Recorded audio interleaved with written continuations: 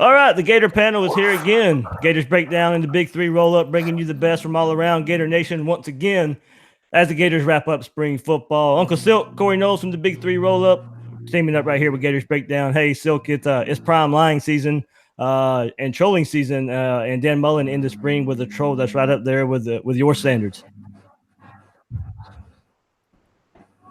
I didn't get that clear today. What'd you say again? I'm saying it's lying. What was the question? It's lying I'm and sorry. trolling season. Oh, it's definitely lie season. My lies are big. Feleipe Franks came out looked a lot better than he did last spring. I like the intermediate throws. I like the deep throws. I mean, it was offensive friendly, but I like what I seen. We got to fix some things with the offensive line in the trenches and whatnot. But these lies are ready to go, bro. We're gonna put up a 40 burger on Miami that first game. All right. So also with us are Gator media members you're also familiar with. So let's start with the introductions. Zach Alberverdi, we'll start with you. What's up, Gator Nation? Glad to be back on the panel. Are you eating? No, I finished. Okay. I still got my drink, though. Nick De La Torre jumped in right there. Nick De La Torre, Gator Country. Thanks for tuning in. Me and Nick have already talked for 2 hours today, so there you go. There we go. Thomas Goldcamp.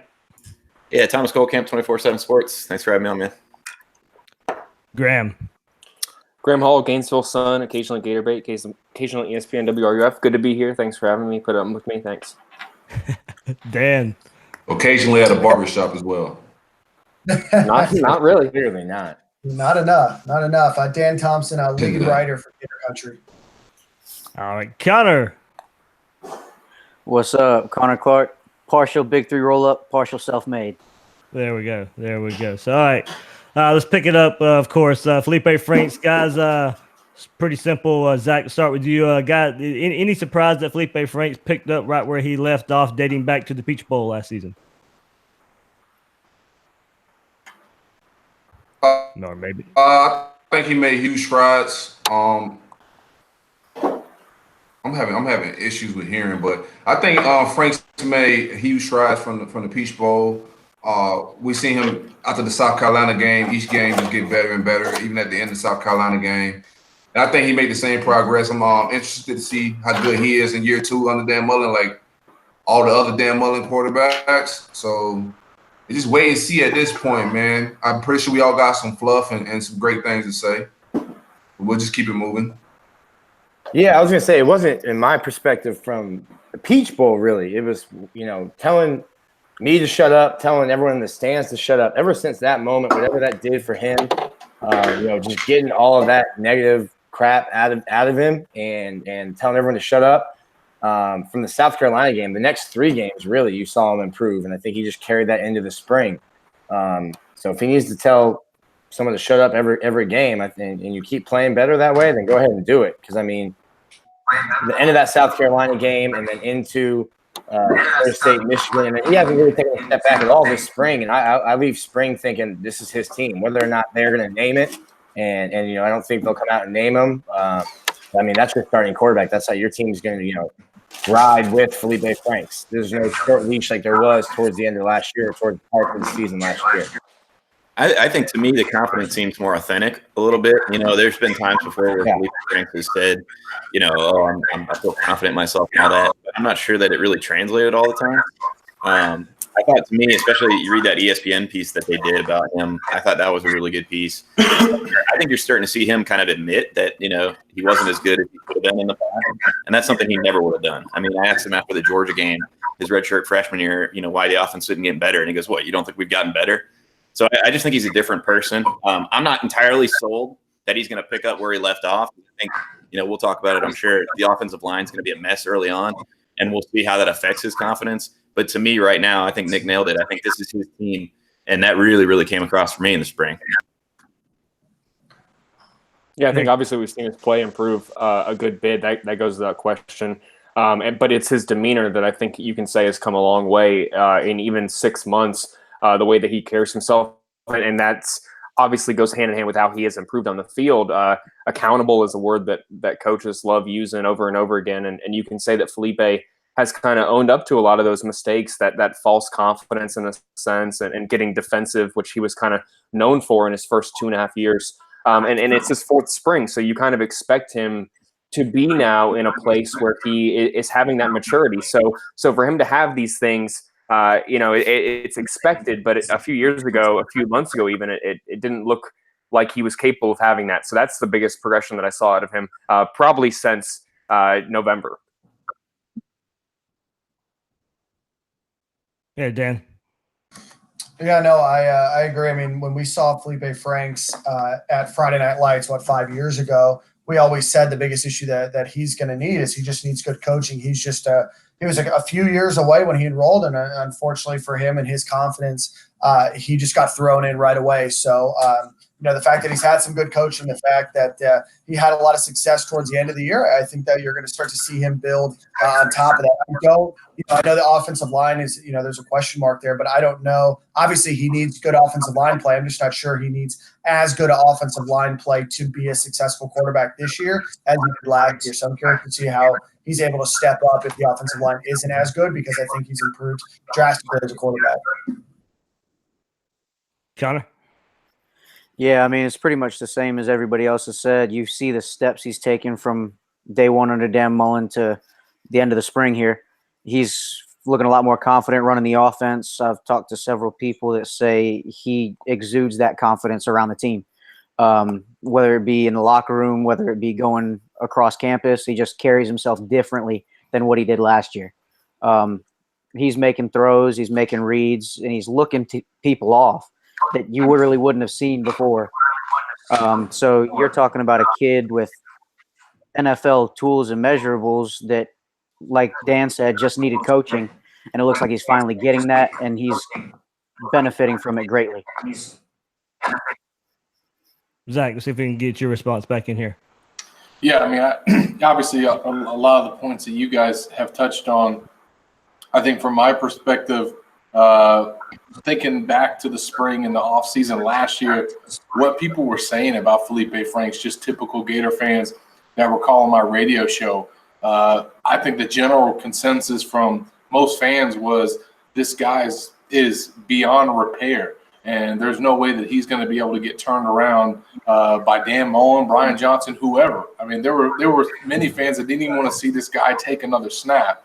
You fast forward to now, and I got people calling my show talking about, if this guy's going to be a dark horse to win the Heisman, which I think is not even in the conversation. But the fact that a fan would even call and suggest that shows how far he's come in just a year. Now, that has nothing to do with his playing on the field, but I think the fact that he shows up to work every day, he shows up around his teammates, and there's no longer a question about whether he can do the job or do people believe in him. I mean, this is his team.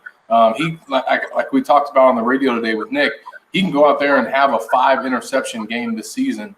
He doesn't have to worry about getting benched. I mean, he can go out and have a bad game now, and he's earned the right to keep his starting job. And for him to know that and just and not have people calling the radio show every day asking for this guy to sit down, that's gone a long way too. And I think him going out there and being productive. Yeah, a couple questions that I have for Franks right now is how much deeper can they get into the playbook with him, and how much of the offense, how deeper can they get into this playbook with not having to learn so much that he had to learn this time a year ago, all the quarterbacks for that matter, and kind of where they're at with him in this offense. Do we also see him less in the run game to protect him? Do they value his quarterback play that much? In obvious run situations, is this a part where maybe you insert Emory or Jalen Jones in this situation just to kind of limit his hits? I'm not a believer in really coaching to save injury. I think you coach to win games, but Florida's going to go as far as Franks and the offensive line takes him this year. That's kind of where I'm standing with this team. So I can see the staff wanting to limit his number of runs there. But guys, it's not all sunshine and rainbows out there. Some are still not willing to give credit to Franks in this offense. Some will go back and look at that miraculous completion to Grimes to get things going versus South Carolina. That was just a week after getting benched versus Missouri. The other side of the argument is, the defenses in the second half of the season weren't that great. Played the Michigan defense, missing its best players. My stance is, progress has to start somewhere. So I get that there are some reservations about believing in Franks, but you still got to give him credit where credit is due. And we've seen him in those situations before and not get it done. He improved, he got it done, and it's a great starting point. Well, I think that's one of the reasons I'm hesitant, to say that he's definitely a different guy. Go ahead. What you said, and then, he was going against a defense this spring that played a lot of basic coverages.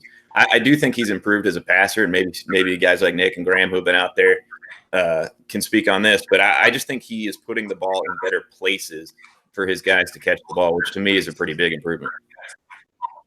You could tell year one. It's been there. But I think the biggest confidence. Let me just put this. I'm sorry, Dan. I think the biggest confidence of the fans. Well, I was speaking for myself. I think my confidence is with Dan more than it is with Franks. I just think Dan Mullen is just whispering and doing his thing with Franks, bro. And dumbing it down for him. He's making it real simple for Franks. So I trust Mullen with the quarterback position. So I don't care who's back there. Franks just got a big arm and can hit wide receivers anywhere on the field, so the playbooks are more fun. Go ahead, Dan. My bad, man. I think it was Nick. Yeah, that was me. I think that the first spring, this has been Mullen's playbook for as long as he's, been an offensive coordinator. So when he calls a play and he can see what the defense is doing, he knows right away where the ball is supposed to go. And last year, when you've got a guy that's in the playbook for less than 15 weeks before he's, going through camp, he doesn't know. And there was frustration on Dan's part. Like, how can you not see that? And it's like, well, it's brand new. I think the thing that Thomas was saying is accuracy is getting better and he's putting the ball in better places is there isn't so much thinking. All right, well, I just called this play. What's happening in this play? I know what's going on my side. It gives you a chance to look at the defense, how they're lined up. And then you're getting into a point where Dan Mullen is, because it's his offense, is, all right, well, that's what the defense is doing. This is where I'm going with the ball. So it's taking away, and like what Silk said, it's dumbing it down. It's making it easier. Part of that is just he's more comfortable with it. And you can be more accurate when you're not worried about, well, who's going to be open. You know who's going to be open based on the coverage, and now you can focus on, well, where do I need to put the ball on my receiver rather than just, all right, well, who's going to be open? Which one of these four options is it? Well, just to add on to that, you and I talked to Tyree Cleveland after the spring game, and he basically said the same thing. He said Franks knows how to identify a mismatch now, and if he sees, a certain coverage, he's going to hot route it, and that has made a big difference for them in terms of just picking up those first downs. All right, there we go. I think we'll move on. From anybody else got anything right there from Feleipe? Yeah, I would just say to your point, your question about how the staff is going to go about him running the football. I think one thing that's important to consider is they're not going to have to worry about holding Emory back at all. That's number one. So in the event that Feleipe ever goes down, you're still going to be able to have that running element in your offense because of number 5. And also, like you mentioned, the other Jones, with whatever capacity he can be used this year. But I think the one thing with Feleipe that's going to really make a difference is that he's just comfortable now. I mean, we saw in the Peach Bowl when he was back there and called that audible and was able to see things and make that play. If he's willing to, and capable of doing stuff like that, the staff is going to still give him that green light to do it. Now, the one thing that he has to be careful about so that he can preserve himself and the staff doesn't have to worry about him getting hurt is just not taking those big shots. And Mullen even said something about that when he had that collision with Brad Stewart, which I'm sure got a lot of fans excited and what you like to see. But you got to be smart in practice and even in games where if you can slide down or just avoid some of the tougher contact, you should do that. And those are some of the, I think, tips and advice that he'll get. But they're still going to want him to run hard and have the freedom to run within the system. All right, guys. Any talking about surprises of Feleipe Franks and where he may be leaving off for the Peach Bowl? Any more surprises, positively or negatively from the spring? And I'll start this one. I think mine is Kyle Pitts. Whether you want to label him as a wide receiver or a tight end, uses the side physicality pretty well, and is a mismatch against defensive backs right now. He catch slants not far from the line of scrimmage. He can go down the seam, attack the ball, but to get there. I think his route running has gotten better as the springs is going on. It's definitely better from last season, and pretty good for a big guy. Gets in and out of his breaks. You're pretty fluid. So there's a lot to like there. And my good buddy Sean Steed brought it up, and it flashed in my head as well at one of the open practices. And this could be, Mullins, Cornelius, Ingram, the big rangy target that's hard to keep up with because of creative play calling from Mullen, but also just the pure mismatch that he is.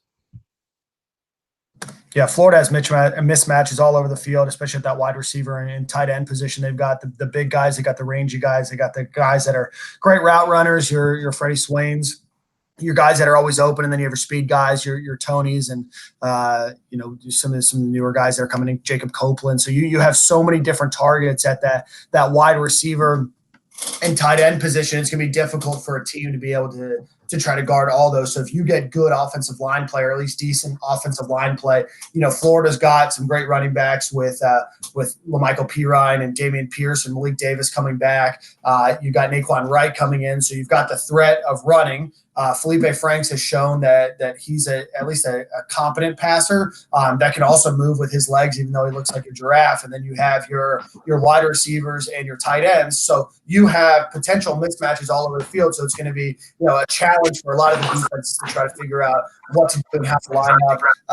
And then if Feleipe Franks can read the defense of what they're doing and what they're preparing for, and be able to potentially audible or hot read out of that into potentially different play to play against those matchups, it could be a pretty prolific offense potentially.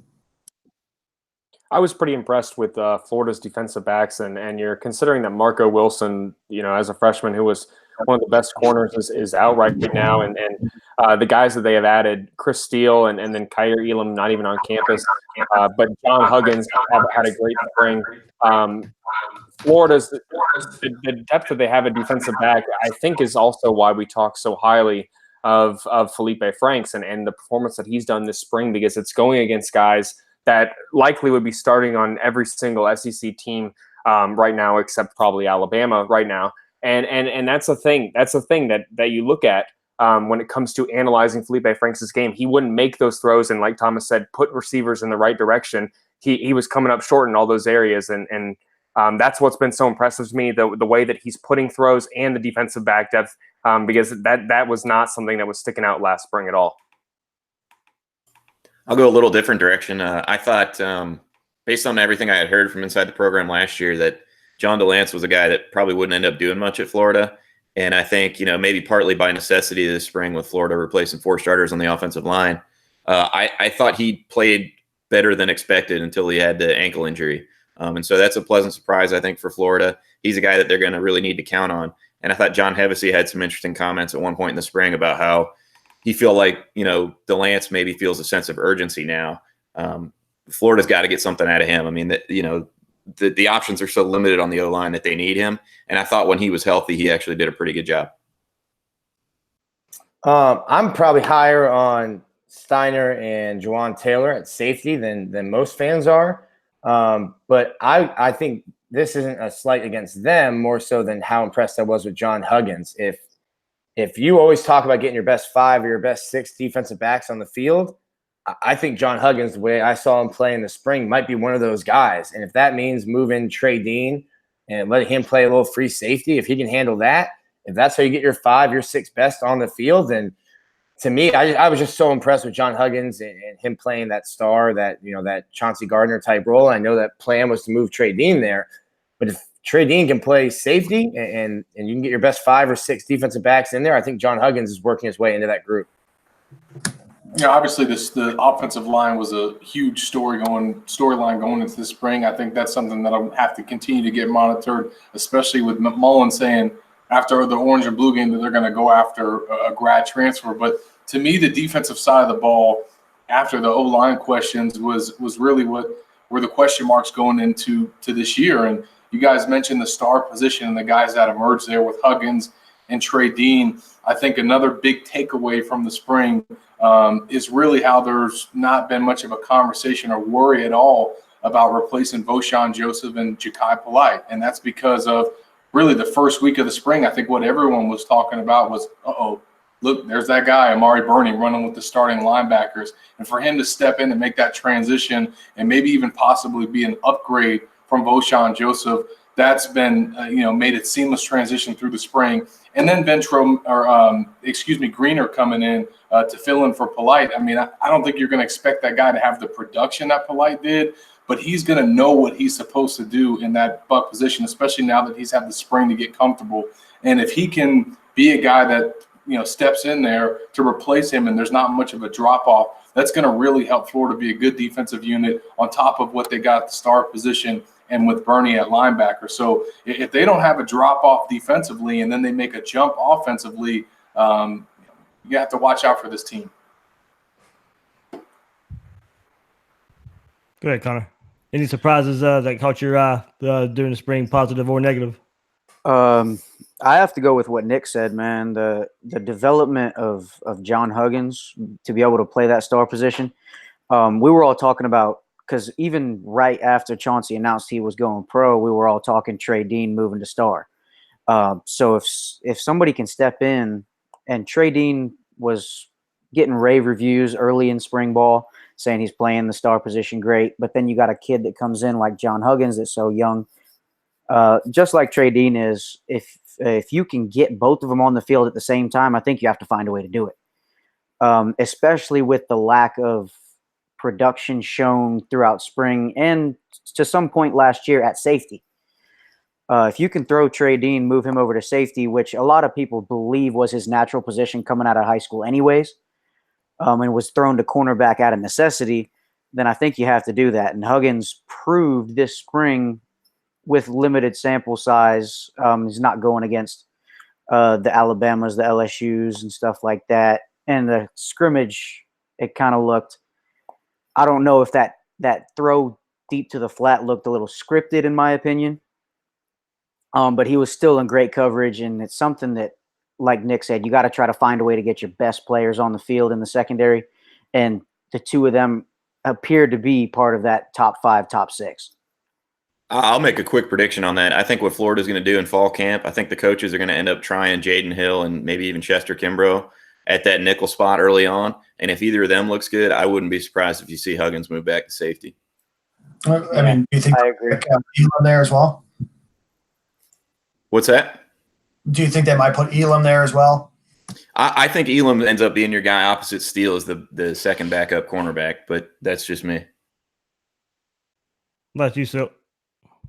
No, he's still on mute. I don't know what the issue is there. What do you There do he with Dean at that point? Say Jaden Hill at the nickel. What does Dean go? You got to have Dean on the field. I don't see. No, sorry. I'm saying Dean is your starter, but if they can get a good backup that they feel about other than Huggins, then I think they maybe look at moving Huggins back to safety. Got you. Yeah, my surprise is probably Kadarius Toney actually running routes as a wide receiver. He ran a couple post corner and some routes, and I was a little shocked, man. He actually looked like a wide receiver and not a project or a guy just running jet sweep. So I think that'd be my surprise, man. We could get him to not just be a threat running the ball or doing wildcat stuff and actually could run deep routes and whatnot. I think that's going to be a plus for the offense in the playbook. That's just a weapon that's down the field, not just you can load the box on every time he's on the field. Yeah, I didn't get many negative surprises here. So I guess we knew going into spring, and it looks that way coming out of spring, that the offensive line situation is probably one of the biggest negatives on the team right now. Mullins even mentioned that they'll probably go look in the grad transfer market. So Nick, I'll start with you. Is the offensive line situation as dire as it looks right now? I feel fine. I don't feel great about the first team. I feel fine about the first team.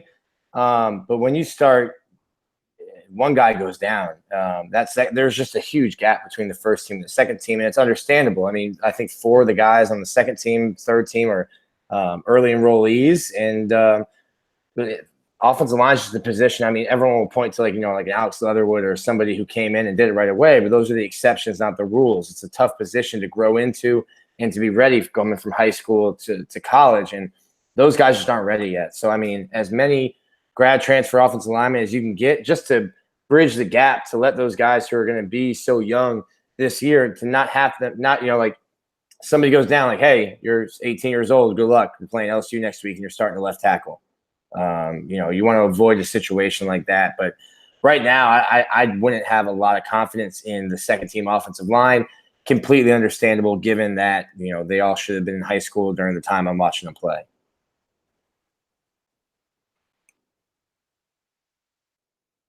Go ahead, Connor. Yeah, I'm probably going to run off of piggyback off of Nick's thing again. It's not as bad as I think people are making it out to be. Like he said, there's a huge gap between 1 and 2. You're looking at the possibility of adding a grad transfer to shore that up. You're looking at guys like Dan said. Was it Dan or was it Thomas that said about John DeLance? Thomas. Okay. So, yeah, you got a guy that's playing above what everybody thought he would, which is an awesome thing to see. But then behind him, you got a true freshman that should be in high school as the backup right tackle in Tarquin. So you're looking at possibly adding other kids, and you don't know how that's going to mix with the guys that have been through spring all year. With that being said, I trust John Hevesy completely. Start of the season last year, offensive line was another question mark, though we were returning so many people because it didn't look great in the spring. And then as the year progressed, they continued to get better and better until you saw a pretty solid offensive line towards the latter part of the season. So with Hevesy coaching them, I've got complete confidence in him. But if somebody does go down, you're looking at a very, very thin offensive line that's going to have to learn by fire like Trey Dean did as a freshman last year. Yeah, that's where I was going to kind of go, and you guys can follow off of that, is bringing up John Hevesy. And I kind of made the joke last week on Twitter, if you go back to 2015 and what the 6 offensive linemen that Florida were playing with and couldn't go hardly through a spring game with, you had Michael Wayne Nussmeier, Mike Summers, that group there, getting something out of that group. You look, and Will Greer helped there too. And look, you can't use the transitive property, in sports too much. But if that group can get it done and the small numbers they had there, I got some confidence in this group. Yeah, no, I agree. I think that, while I think that the offensive line is exceptionally and extremely important for Florida's success, I don't think it's as important as it was last year, because I think you have some stronger weapons at the wide receiver position, the tight end position, and the running back position is probably just about the same. So, but you have a market improvement with Feleipe Franks. So I think that, there's more faith in their ability to get it done rather than forcing the offensive line to play so well that they're creating probably a much longer pocket or a much larger pocket or a longer protection than maybe they need to this year. Feleipe Franks seemed to get the ball out a little bit quicker. He seemed to be leading the wide receivers and tight ends a little bit better. So I think there's maybe slightly less of a reliance on the offensive line being a 7 or 8 out of 10, and maybe they can get by with being a 6.5, 7, and still be pretty successful offense. I think it's a really good point, Dan. I would just add on that even in the scenarios early on in the season, probably not against Miami, but against maybe some other SEC teams where Florida might have some trouble with pass blocking and or run blocking. Do not doubt Dan Mullen and his staff's ability to come up with a game plan that's going to counteract that. Case in point, Mississippi State. They had no chance to block those defensive linemen, and they came up with a game plan to go around that. Now, they only scored 13 points, but it was enough for them to get the W, and they had to pull off that trick play in order to do it. But if they get in another situation, another matchup where they're going to have a tough time blocking, I think Mullen and Hevesy and that staff will come up with a good game plan so that they can still have success. Yeah, I'm with Zach on that. I just think Dan Mullen is good with getting the ball out quick, using a lot of bubble screen for long running plays and whatnot. So I'm not worried about the offensive line play with John Hevesy, man. I trust the guy, especially after last year. They started a little slow, but those guys started to gel. I think by fall camp, we had a grad transfer here or there. You know what I'm saying? I think we'll be fine. I'm not worried about offensive line play.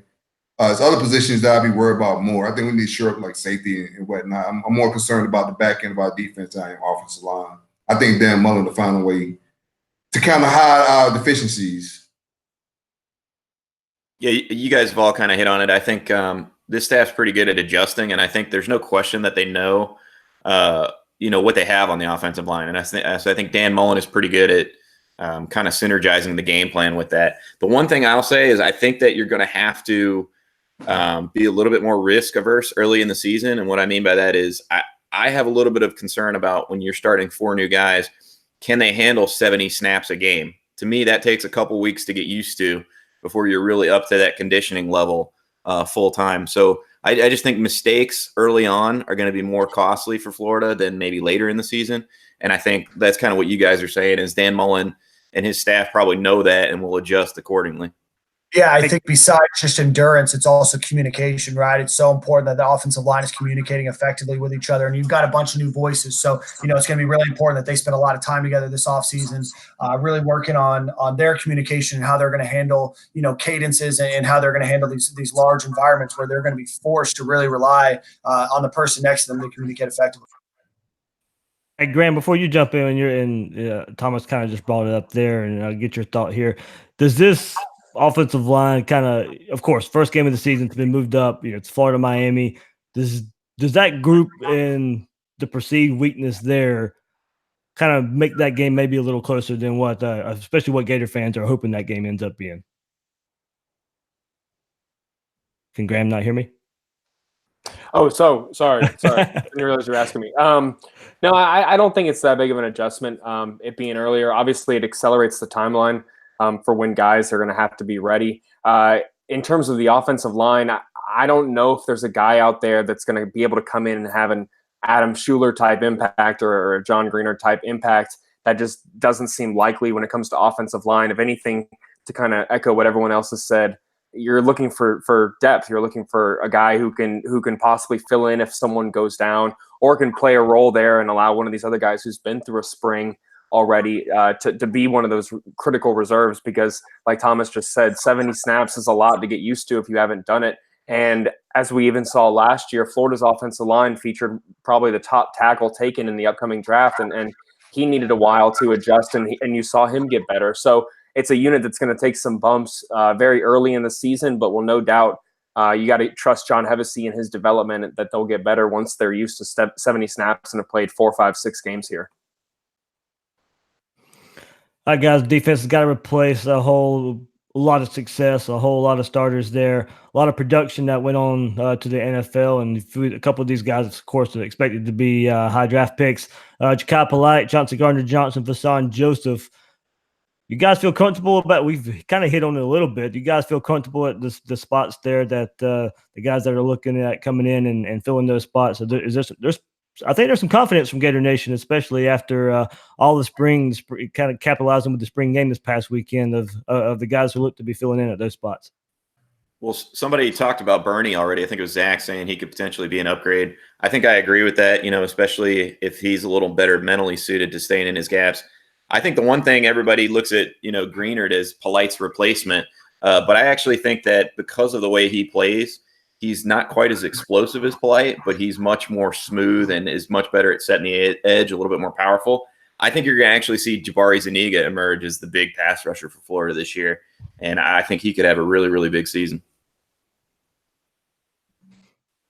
Yeah, I agree with Thomas on the fact that I think Jabari Zuniga is going to be a lot more featured in the pass rush this year, and that Greenard is more built to kind of set the edge, unlike Ja'Kai Polite did. Failed to do a lot last year. You saw us get beat because he likes to just get after the quarterback. I think to fill that kind of, I don't want to say lack of pass rush from Greenard, but I think you'll supplement Mahmoud Diabate a lot in obvious passing downs to get after the quarterback. He's shown an elite first step getting off the line, and people are raving about him in spring. So you're looking at somebody like that. And then, like you said, Bernie possibly being an upgrade, both in coverage and being gap sound. So you're looking at a possibility, if everything goes right, of being an upgraded defense from last year, though you lose guys like Ja'Kai Polite, Chauncey Gardner-Johnson, and Vashawn Joseph. Yeah, I think it'll be a more of a group effort. If we could get some like interior, I think we get some interior action and some production, more production this year out of the interior line. I didn't think we did that well with the interior line last year, but I think like, with Zach Carter and those guys getting some snaps at defensive tackle and passing downs, I think we get some production out of those guys as well. And as a group, I think they'll be fine with I think making up for Feleipe's production last year as a group. Guys, to go, I want to look at that star position before you guys, before we move on further here. With the same thought, we mentioned Dean and Huggins. You know, Chauncey Gardner-Johnson, he first of all brought leadership, but the way he was able to bounce back from the previous year, kind of maybe playing out of position from the year before, but coming back in as a blitzer, coming back in as a playmaker, creating turnovers. Graham, Zach, Nick. I mean, I think we like the athleticism those guys bring, but can they be the playmaker Chauncey Gardner-Johnson was? I think so. I think they are where Chauncey was as a tackler last season. They're getting at least close to that point right now. In terms of being a dynamic playmaker, I mean, you look at Huggins, you look at Trey Dean if he's going to play there. You look at Amari Burney, guys who are going to fill in there at those spots that are going to fill in with Beauchamp leaving also. I think that they can get there, but that's a lot to expect in year one. I think it's a blessing that Trey Dean got the experience that he did last year. I'm not going to ever call anyone suffering an injury a blessing, but it's always an experience to get a freshman. It's always a blessing to get a freshman a lot of experience. And with Marco coming back, who's to say that he can't have a great year and live up to those expectations? Yeah, I think when you look at Trey Dean, if he's able to stay there and he's the guy that starts at star, I mean, that dude is a playmaker. He showed that last year, and I think now that he's got that confidence, he's a second year into the system, he's a guy that you can really plug anywhere and have him make plays. The one thing that he's going to bring, where I don't know enough about Huggins and his personality, but I can speak to Dean's, is just the presence that Chauncey brought. I mean, he was the alpha dog or one of the alpha dogs on that defense, and he kept that secondary kind of everybody looking to him as in a leadership role. I think that Dean, maybe he's not going to show that early on because he's playing next to Dean got that energy, Zach. But he's got that in him. He's got that dog in him, and he's got that leadership quality to take that on if he ends up staying there and starting.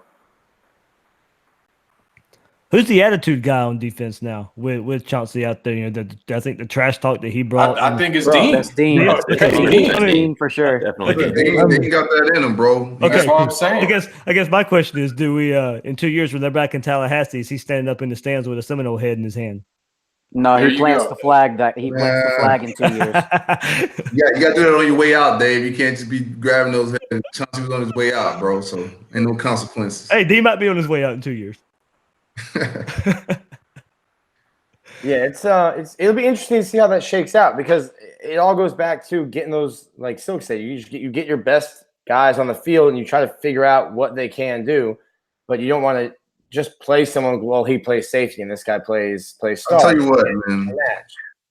We do need to this safety position was never secure last year. I think Brad Stewart was suspended some. You had guys that was missing some plays. I think the safety room needs to get some off the field stuff cleaned up, and also on the field as far as assignment wise, they need to get some stuff cleaned up, man, like in a hurry. Because I think that out of all position groups, they was the one of the position group that really didn't. I'm not gonna say improve, but I think all year it was just no consistency. So I think those guys need to get that fixed, man. I don't care who they put back there, whether it's Dean, Huggins. I just know last year wasn't working, and I don't want to see the same names or the same suspensions. You know what I'm saying? It's time to just figure some things out at the safety position. No doubt, and that's why I think the staff likes Dean enough at the nickel that I'm pretty sure he's locked in there as a starter. And I think that if they can get another backup they feel comfortable with, that's when you see maybe Huggins moving back there to pair with Stewart, because I think those two are probably your highest upside guys if you're talking about guys that can play back there at safety. Well, that's the thing about Stewart problem isn't ability. I don't know what the problem is.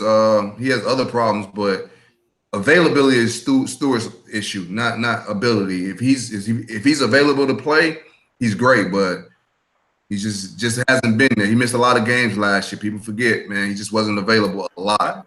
He's just going to college in the wrong state.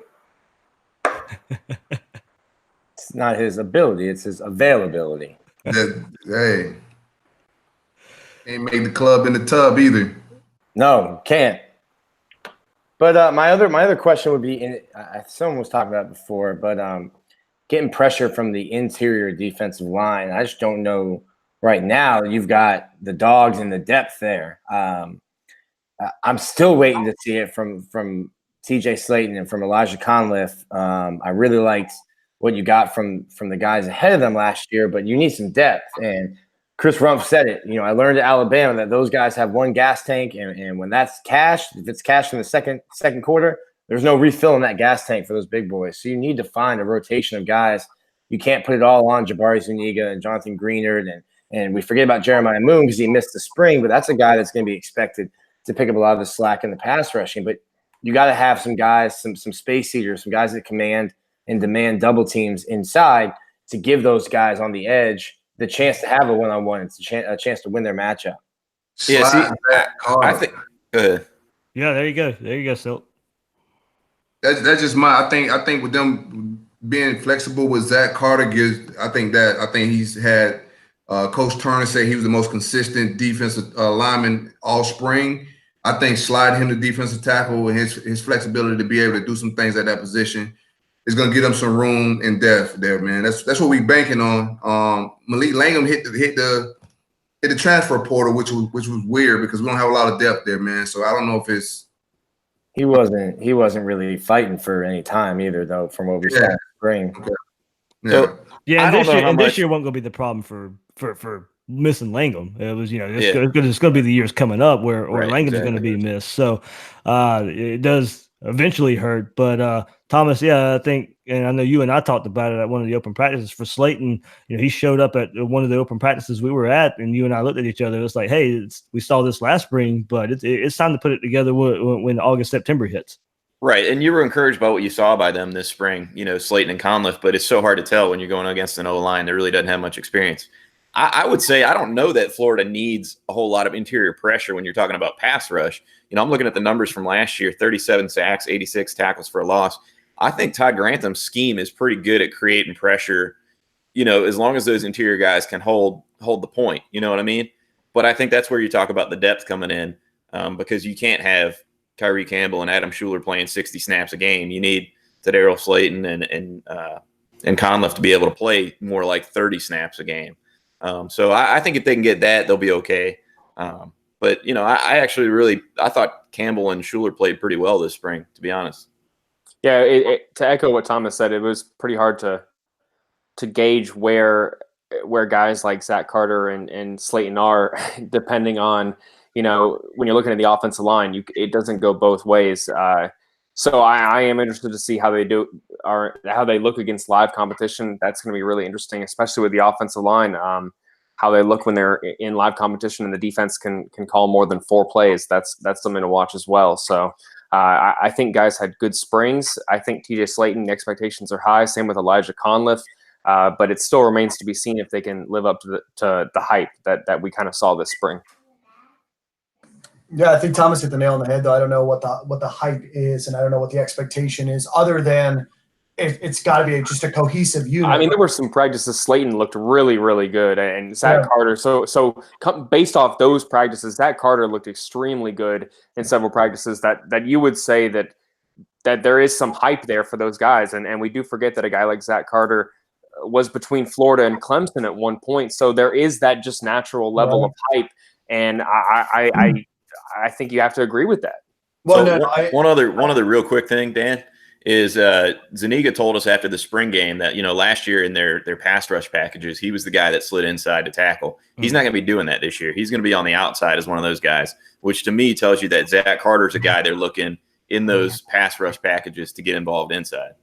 Right, and I guess where I was going was I don't know if you're ever going to see the guys that are on campus now ever be your elite defensive tackles, your Dexter Lawrence types. I don't think they need to be. I think they need, like you said, Thomas, the guys that are going to hold your guard and your center and be able to open the opportunity for your linebackers or your safeties to blitz. That's where I think that the defensive tackle position for Florida is very much a glue to try to make the rest of the defensive work, right? So I don't know if you're ever going to see these guys that are on campus be elite defensive tackles as much as they might be serviceable defensive tackles that are doing their job. So it may never come across on the scorecard or in the stat book that they were playing elite. But I think that you're going to see them playing well in other facets of the defense. All right, guys. So here we go. Any changes from before spring practice to where you now can see the value of a true freshman come in and make a name for himself? Maybe cornerback position, of course, with still getting some early enrollee snaps there coming in early, and then of course I'm looking at Elam as well. Can he maybe come in and push for playing time as at the 2 cornerback spot opposite of as a backup opposite of still behind Wilson and Henderson, maybe in the nickel position early on, maybe set up a move for Huggins to make that move down to safety if they feel good about him there backing up Dean. So that's just a couple guys I'm looking at right there. Yeah, I think the further you get away from the ball, the easier it is to play as a freshman. I like Diabate to get some snaps and some reps at as a freshman, but I don't think it's somebody that we could depend on the first year. I think those freshman defensive backs are guys that we could depend on. I think all of them are talented. I think all of them can touch the field. Even Chester Kimbrough, I think he can touch the field. And I just think you just get better depth than we had last year. You had those games like Georgia game where Henderson was hurt and it really showed up real fast that we didn't have any defensive back depth. I think they fixed that this year, and we don't have those type of problems. But I don't see any of the guys in the front 7 really contributing too much. You know what I'm saying? It's SEC, man. It's not that easy to just go from high school to playing consistent ball in the SEC in that front 7. I think where you'll see who's making an impact is when you look at special teams and who's on kick return, who's on punt return, and those freshmen that are playing on that are the ones that are impressing the coaching staff. I mean, Dan Mullen's team typically, at least last year, and unless you have a freshman that's truly game-breaking, they're mostly playing those reserve kind of fill-in backup roles. Look, last year you had Trey Dean, Amari Burney. Those were really the 2, and then obviously the kicker. But I think you look at Florida's roster. There's not a whole lot of spots where you say, okay, we could use a freshman starting here. Maybe if one of the offensive linemen that shows up in the summer really does well. Florida State of Miami. Yeah, but I just don't see a whole lot of need for true freshmen to really step in right away next year. Yeah, this ain't Florida State. We won't have to freshmen fill holes right now. There's a lot of wealth in Gainesville right now, baby. Poverty. That's been the word lately. So what's your opening line? If you're making a book, what's your opening line for week 0? I don't even know what you're trying to ask me right now, bro. What's the point spread? Florida, Miami. Oh man, how many you laying down? Spread. I think we hit 40 points. They may get some garbage time points like they did against LSU the first game, so I don't want to do a spread, but I think we blow them out, bro. Like I'm not trying to be over cocky, confident or nothing like that. I just think Dan got a rookie head coach he's facing, and Manny. I think Manny got the worst matchup he could get as a first-time head coach. Versus friend. Dan's facing a guy that was his defensive coordinator. So he's gonna know exactly how to exploit all that crap that Manny's trying to run on defense. I just think he's learning on the job, and this is the wrong time to be learning on the job, dog. That's the way I see it. I think we dropped at least 40 on them people, and I don't know how many they score in garbage time when we sit our starters and put the third string in the fourth quarter, a couple touchdowns. So I don't want to say a spread. I don't know. So I'll say 20 points on the spread. What's up? They did rent a yacht, though. They rented a yacht, so it's gonna be. I can't trust you in that throw, man. You got to braid that back before I can trust you, man. Bro, you gonna do it? I don't braid hair. What I look like? This ain't gel. Man, I need to go to a good barber shop. I need to have like. Female to braid your hair, man. We got going on. I Man. need someone to braid my hair. I Fades don't and trust this froze. female. Graham basically just said he needs someone with a darker skin tone to braid his hair. I didn't say that at all.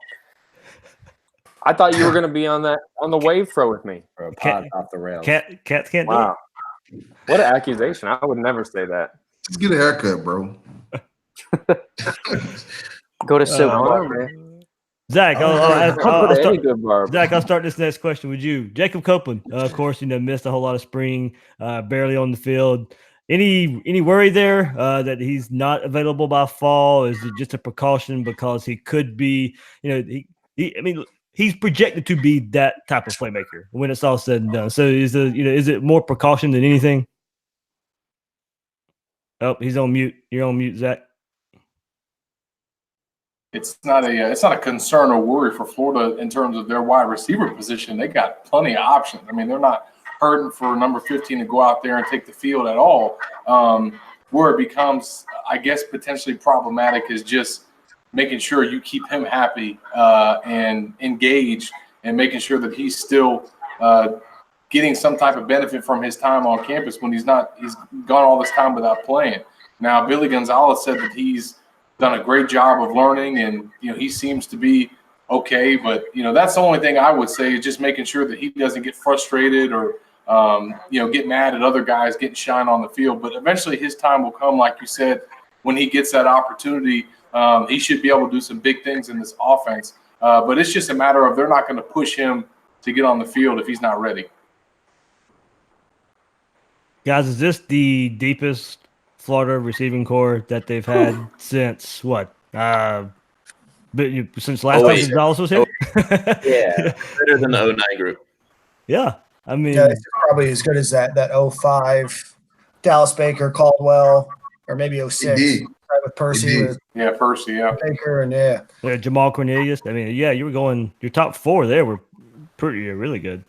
But I mean, what 6 deep right now? 6, 7 deep?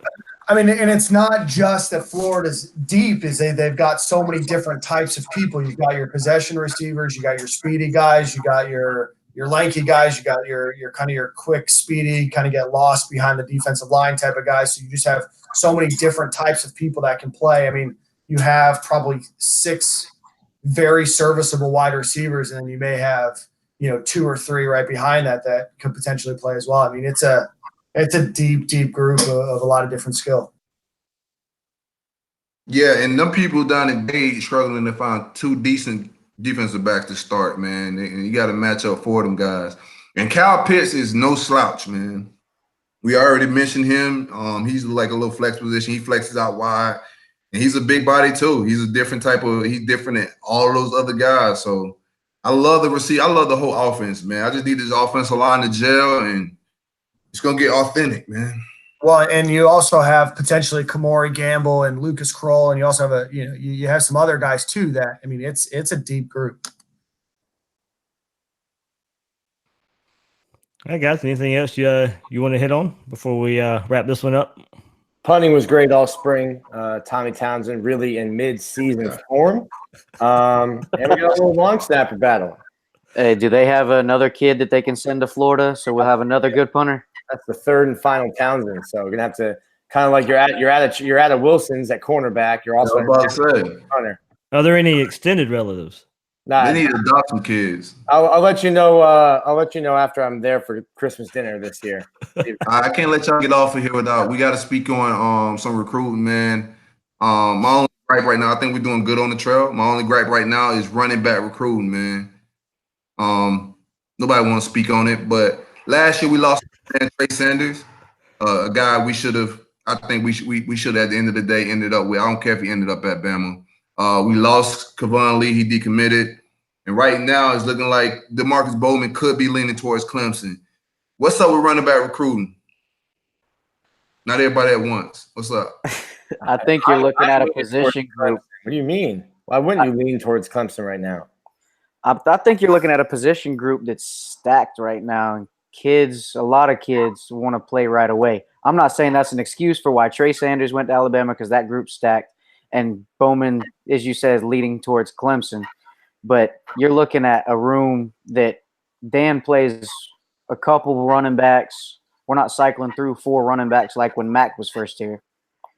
So you're looking at a position group that's stacked, and there's not really a huge need.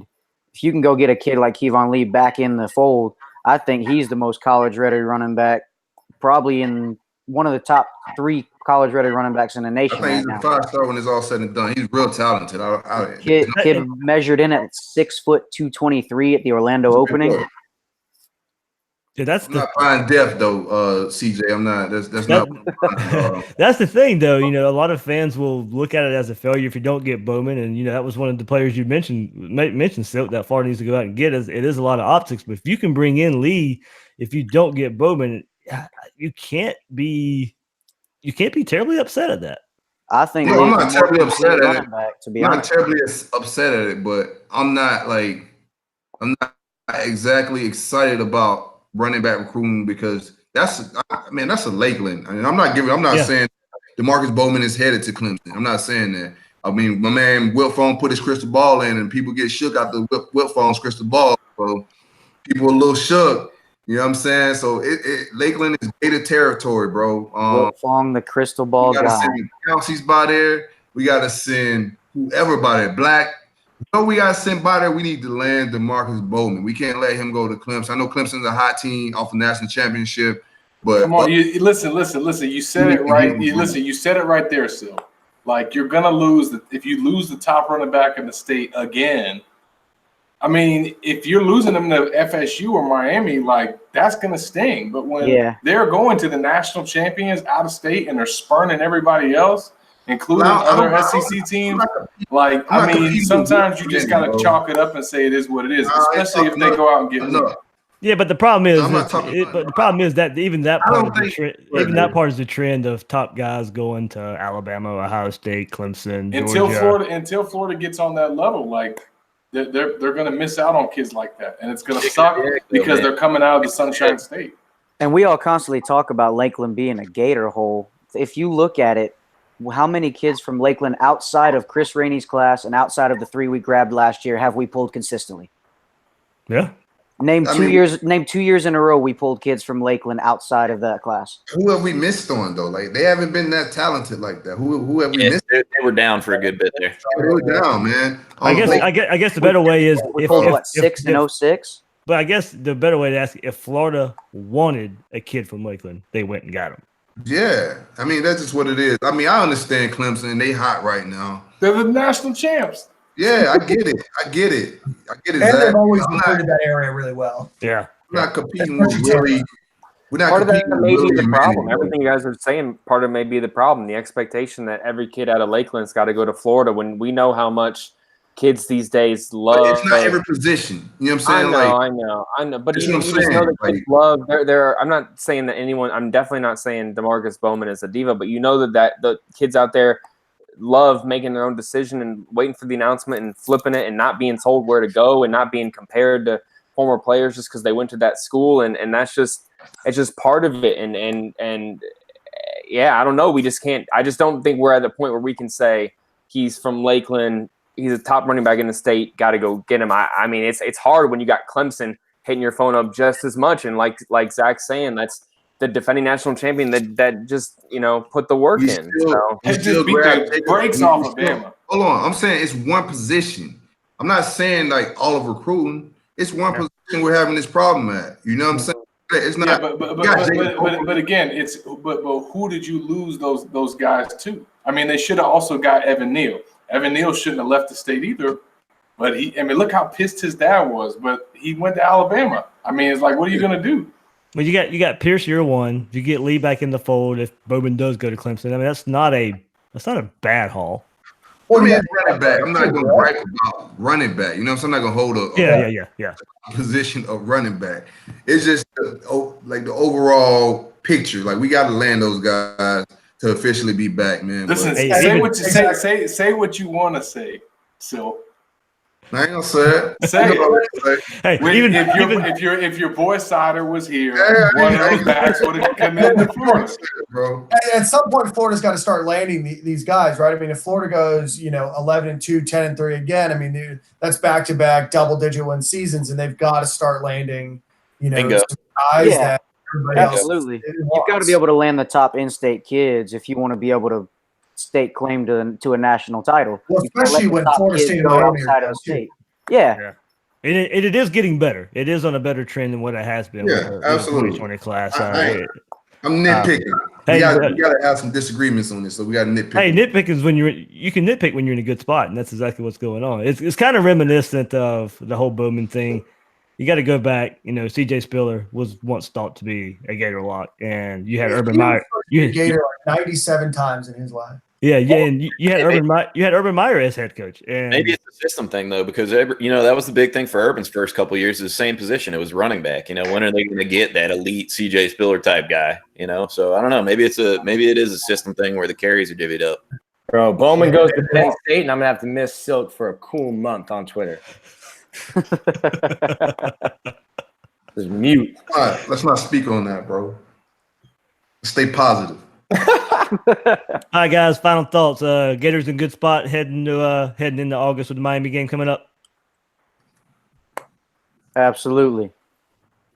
Three touchdown victory at least. I just think we talked about it most of the show. I mean, I think we all agree Florida's coaching staff is put together to take advantage of what they have and minimize, their weaknesses. And we saw it all last year. That's why they won 10 games with a team that only won 4 the previous year. I think this staff coming out of spring has a good idea of what it has. I think that's why they were, perfectly cool with the spring game being fun instead of some super competitive scrimmage type setting. And I think that now it's just all about continuing to develop those guys going into the offseason. Give me another Nick Savage offseason, baby. Yeah, I'm here for all of that. Y'all want my take on Florida Miami? Do it. Let's get it. Crucial. Let's go. Let's go. Unexpected. If you're listening to the podcast version, you got to go. You got to go to the YouTube version. Really gonna get Berg off the roll up now. Put that shirt on. What's up, Graham? Yeah, Florida in a good spot. Yeah, I think Florida's in a good spot. I think obviously that first game against Miami, when you look at the offensive line, you look at Miami's front seven, I think that is a challenge. And again, trial by fire, that's the biggest thing that I'm looking for outside of the offensive line. I think that outside the offensive line, the offense is very confident in who the defense has returning, and the guys that have progressed this spring is going to give Florida a lot of confidence, I think, moving into that game. And like you guys have said, the only thing that's really concerning is the fact that it's not technically a cupcake in week 1, and it's that early game, August 24th. So I'm interested to see if the offensive line is ready to meet that now. Don't talk them up. It's a cupcake. I was hoping that Tate Casey was going to be here so I could pull off one of my great best Tate jokes, but I guess he isn't going to show up. Either like Tate won't show up on August 24th. That's enough for me. Tate's working, so he couldn't join us tonight. So there we go. All right, guys. Another good one. Thanks for joining here on the Gator panel. What are Nick's thoughts? Nick. He's just like kickers and shit. And stuff. Nick, I thought he would jump in. I didn't think he had anything to say. I'm just going to echo everything. I mean, the only question marks we really even had or talked about were offensive line and safety. And, I mean, you still got time there, but echo everything else said. I think this coaching staff, from what we've seen, has earned the trust that you would put in them to say, yeah, they also know the deficiencies and they'll be able to game plan and scheme around those things. I think there's a quiet confidence in Mullen, and it's welcoming to see. It's not the ho hum Jim McElwain, and of course you can't beat the troll. Oh well, there you go. I was just thinking to myself, we couldn't miss the troll against Georgia for the attendance. So yeah, maybe it's not so quiet. We get in Georgia this year, bro. Well, you didn't hear me at the beginning, Silk, because you were having some technical issues there. But I was like, Mullen's troll with the attendance number. That's your level there. Yeah, man, we getting Georgia this year. I don't care what nobody say. I'm not going back and forth with them people on the timeline every day. They catching the fade this year, bro. Georgia catching this L, man. Hey, you finally see their fans on Twitter now. It's taken a while. We've had our knockdown dragouts with Tennessee fans. We've had our knockdown dragouts with FSU and Miami fans. You finally seeing the Georgia fans in the Twitter sphere. They ain't got enough stuff in their trophy case for me to argue with them, bro. You know what I'm saying? Like, we're gonna end that little streak they got this year. Pull up. All right, guys. Anything else? All right, all good. That's the Gator Panel spring review, guys. Thanks once again for joining us here. Gator Nation really enjoys this, and Connor, welcome. Glad you could join us, man. Yeah, appreciate you guys having me on. All right, Like the man, baby, bro. All right, that'll do it for this edition of the Gator Panel.